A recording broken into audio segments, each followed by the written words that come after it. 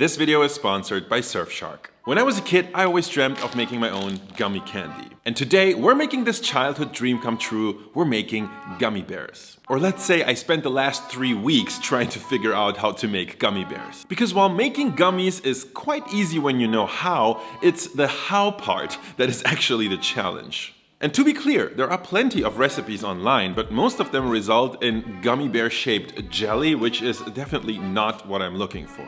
What I want is a bouncy and super chewy gummy bear, and after many failed attempts, let's just say I'm pretty sure I cracked the code and have a recipe for you.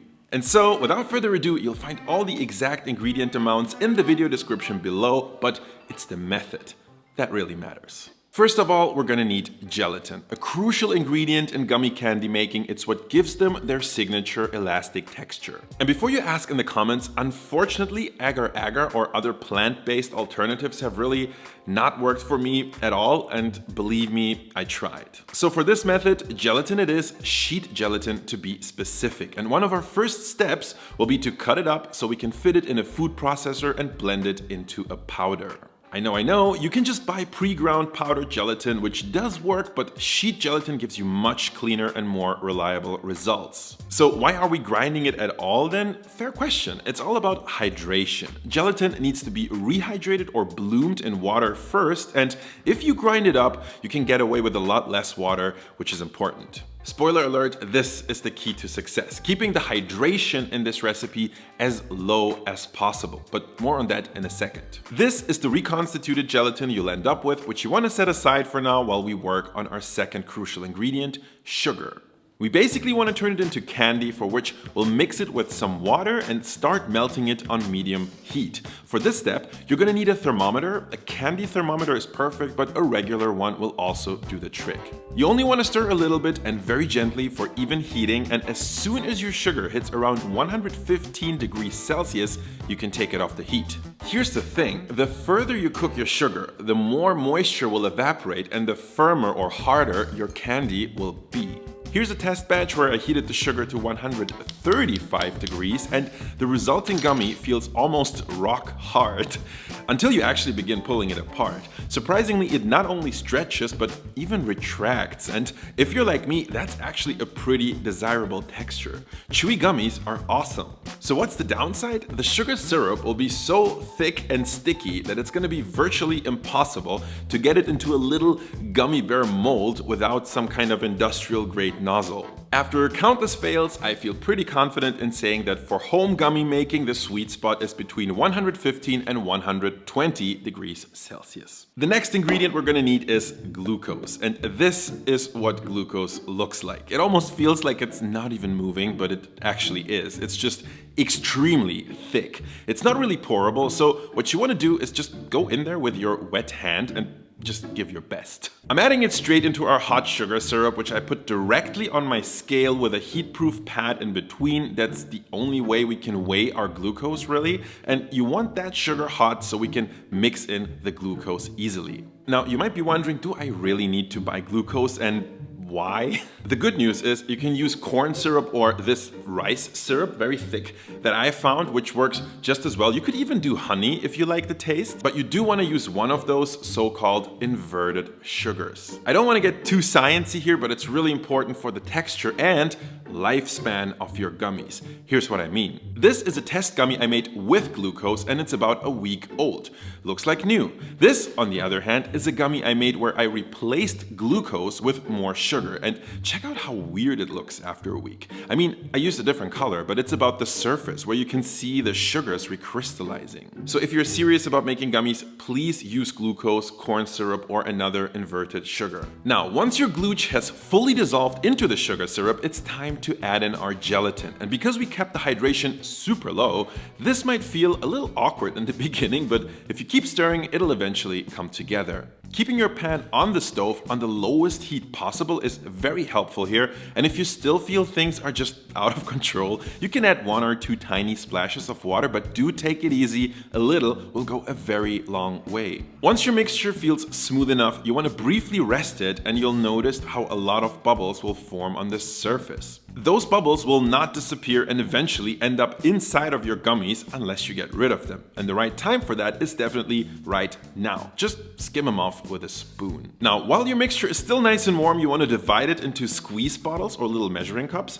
I want to make 6 flavors, so I have 6 bottles. And with that, we actually did all of our hard work, because now comes the fun part, which is coloring and flavoring and casting our gummies. And I'll tell you all about that after a quick word from this video's sponsor, Surfshark. Surfshark is a VPN service, which means it keeps you safe and private by securing everything you do online. If anyone tries to snoop on you or get to that data you're trying to send through the internet, Surfshark is like a protective layer. I always make sure to have it on when I'm traveling and logging onto God knows what public Wi-Fi networks. On top of that, a VPN lets you virtually change the location you're in, which can come in super handy when you're traveling. For example, when I want to access my German Netflix library from another country. Also, if just like me, you consider yourself a savvy online shopper, Surfshark is your friend. You can finally check out products and prices without the platform serving you offers based on where you're at or what you happen to have searched just a minute ago. Do yourself the favor and check out the link in the video description to learn more about Surfshark. If you use that and my promo code Andong, you're gonna get 83% off. And on top of that, you're gonna get a whole 3 months completely for free. That's surfshark.deals/Andong. Thank you, Surfshark, for sponsoring this video.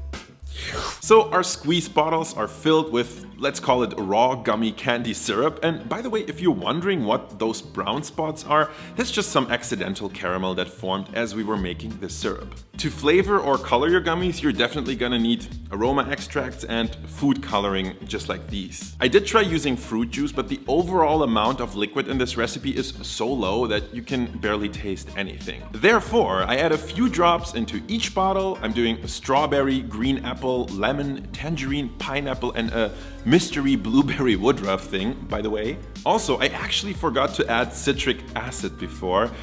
You should really mix this in with your gelatin so you can save yourself this mess. But actually, speaking of the mess, the great news is that both sugar and gelatin wash off really easily under hot water, so the cleanup is not as bad as it looks. Case in point, look at this highly satisfying set of gummy syrup bottles. This is what we have worked so hard for.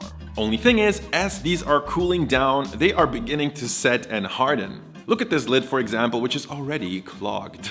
Fortunately, it's an easy fix with the help of a toothpick and some hot water. Now, to be able to work with these for a while, you want to keep them warm, and my favorite way to do so is to place them in some hot water. If you really want maximum convenience, you can even attach an immersion circulator, aka a sous vide stick, set it to 65 Celsius, and now you can take all the time in the world. The last thing you're gonna need is a silicone mold for your gummies. I found these for like $8 online, and there are actually plenty of other fun shapes to choose from if you like. The rest is pretty self-explanatory really. Just fill your molds with your gummy candy syrup, and you want to go slow here. Keep in mind that any bubbles you might get will solidify with the gummy and stay in there forever. You can rest your gummies on the counter for like 20 minutes, after which they should actually already have set quite a bit. But they are still way too soft and definitely not done yet. For that, you want to put them in the fridge and let them hang out there for at least 2 hours or ideally overnight. After which they should come out just like this. Nice and chewy, very elastic, and with a good amount of resistance. If you like, you can actually let them air dry for a little longer, up to like 3 days, and they will firm up even more. When you're ready, dip your fingers in a bit of vegetable oil and unmold all of your bears. This way they won't stick as badly. And with that, we have made it. DIY chewy gummy bears that are a lot more fun than the store-bought kind. And this is how half of my childhood dream has come true. Now, what is the second half, you might ask? Well, that's what I really did all of this for. Now that we know the basics of gummy candy making, we can actually design our own.